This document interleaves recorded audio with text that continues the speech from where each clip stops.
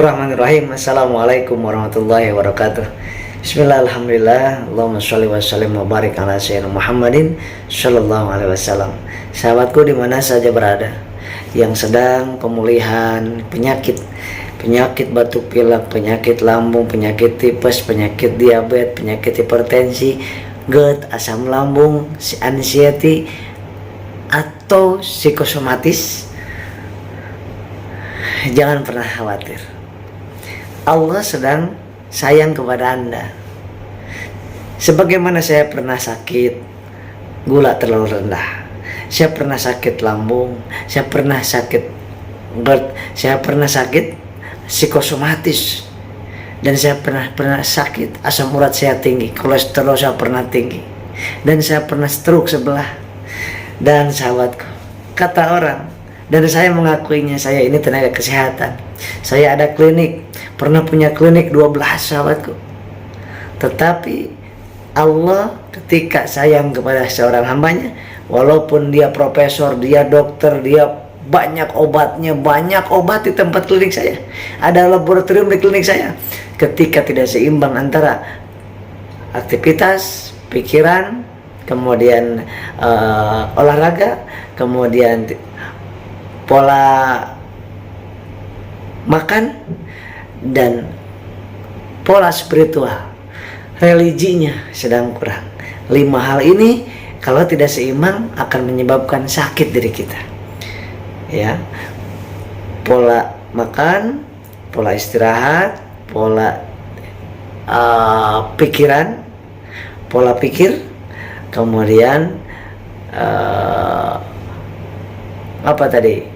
Pola makan, pola olahraga, pola pikiran, kemudian pola spiritual, dan pola sosialnya, sosial sama ekonomi. Kalau tidak seimbang 5 hal itu, maka kita akan terjadi sakit. Sunatullahnya seperti itu. Tetapi hakikatnya walaupun ininya bagus, tapi kalau Allah menginginkan kita sakit, tetap kita sakit. Apalagi kalau kita tidak seimbang ini, maka kita akan sakit. Itu sunatullahnya. Kenapa Allah menakdirkan kita sakit? Allah memberikan informasi kepada kita bahwa kita ada yang tidak seimbang dalam tubuh kita. Yang pertama. Yang kedua, hakikatnya Allah sayang kepada kita. Mungkin selama ini kita kurang perhatian ke orang tua, mungkin selama ini kita kurang perhatian ke suami, ke istri, ke anak, ke mertua, ke tetangga, kita sombong. Kemudian kita ada iri, dengki di dalam batin kita.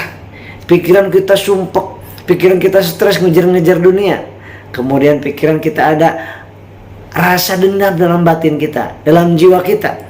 Kemudian kita kurang ibadahnya, kurang spiritualnya.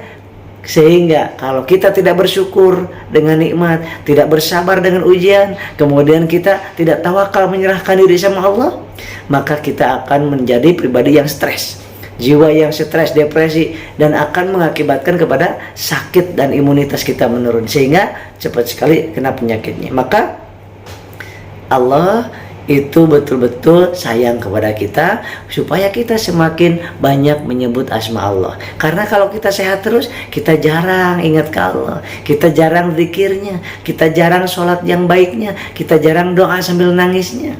Maka ketika kita sakit, kita akan menyadari bahwa kita ini hamba Allah. Allah itu adalah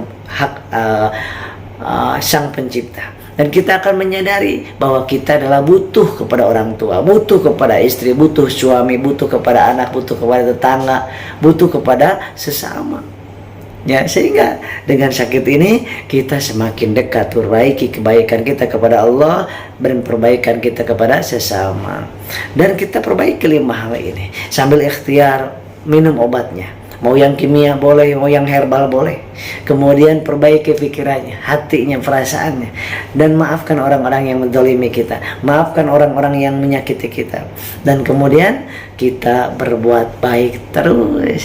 Air putih perbaiki, makannya nasi perbaiki, kemudian herbalnya boleh dikonsumsi, banyakin sholawat, banyakin istighfar, dekatkan diri sama Allah Subhanahu wa Ta'ala, dan bersosial dengan cara yang baik, bergaulah dengan orang-orang yang soleh, orang yang baik, kemudian kita rasakan nikmatnya. Walaupun kita sudah sehat, kita akan nikmat. Kita belum dikasih kesembuhan, kita tetap akan tenang. Ya, karena kepanikan, kecemasan akan membuat kita bukan semakin cepat sembuh, malah semakin tambah lama sembuhnya. Deketin Allah semua, sahabatku. Assalamualaikum warahmatullahi wabarakatuh.